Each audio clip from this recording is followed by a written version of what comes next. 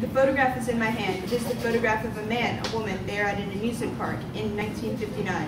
In 12 seconds' time, I dropped the photograph to the sand at my feet, walking away. It's already lying there, 12 seconds into the future. Vanity and pride are different things, though the words are often used synonymously. A person may be proud without being vain. Pride relates more to our opinion of ourselves, vanity to what we would have others think of us.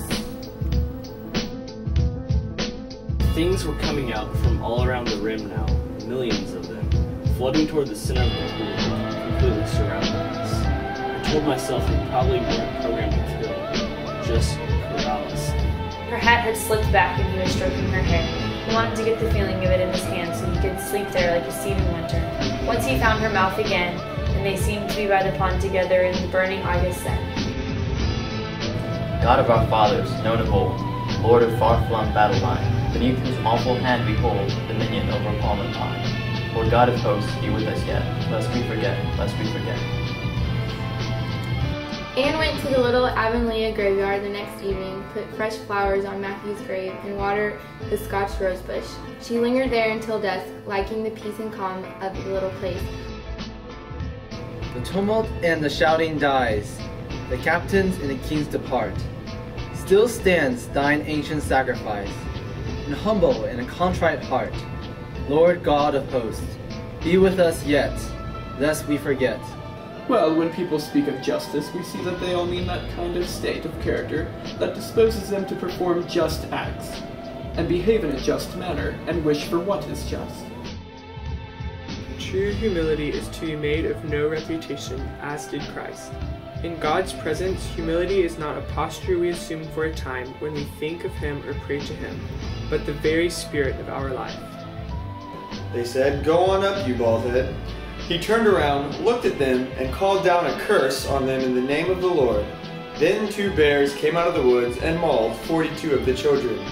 And he went on to Mount Carmel, and from there returned to Samaria.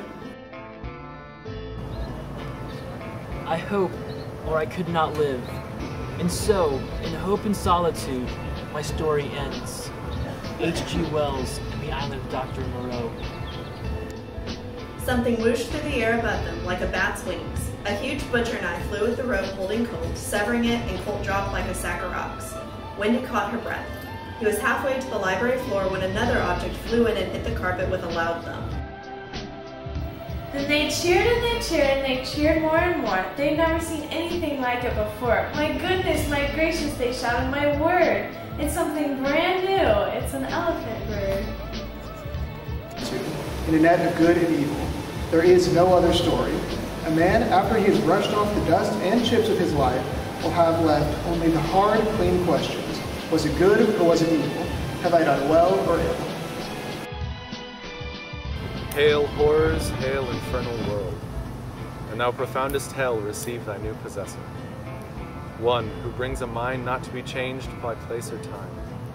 The mind is its own place and in itself can make a heaven of hell, a hell of heaven. "Where's Oliver?" said the Jew, rising from his look. "Where's the boy?" The young thieves eyed their preceptor as if they were alarmed at his violence. He looked uneasily at each other, but they made no reply. "What's become of the boy?" said the Jew, seizing the Dodger tightly by the collar. If I'd never gone to Forks, I wouldn't be facing death now. But, terrified as I was, I couldn't bring myself to regret the decision. When life offers you a dream so far beyond any of your expectations, it's not reasonable to grieve when it comes to an end. The flaming hat fell off him, and he drew from its depths something silver, with a glittering ruby handle.